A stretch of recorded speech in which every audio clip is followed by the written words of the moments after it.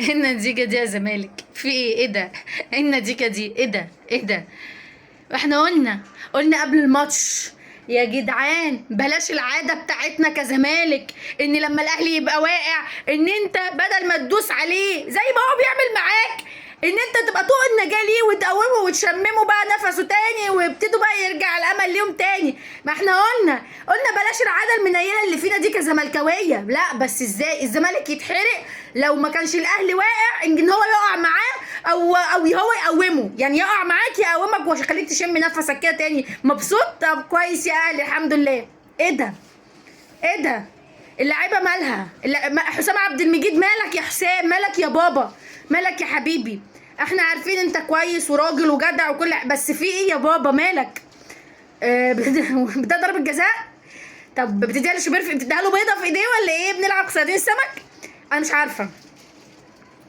احنا انا كواحده من جمهور نادي الزمالك، انا غير مرضيه عن الاداء ده. انا النتيجه دي اخر حاجه نبص لها. الاداء ده مش ما يعجبني، مش ده اداء اللعيبه اللي كنا شفناه قبل كده، مش ده اداء اللعيبه اللي كانت بتلعب الماتشات اللي فاتت. انا الاداء ده مش عاجبني.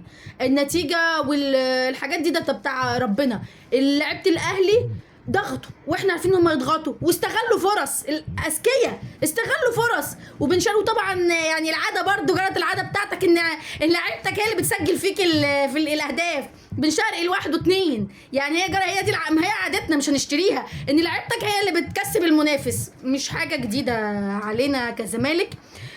وكده كده انا حاسه ان الزمالك بيلعب الزمالك، ما اعرفش خرجوا بن شرقي ليه، يعني احمد عيد وزيزو وامام وهو بن شرقي، يعني مش عارفه. اتمنى ان النتيجه دي والاداء ده والغضب اللي شايفينه مننا احنا كجماهير يبقى دافع للعيبه ان هي تنزل تموت نفسها في ماتش سموحه وفي سيراميكا، علشان لو ما خدناش الدوري لا هيبقى في كلام تاني كتير.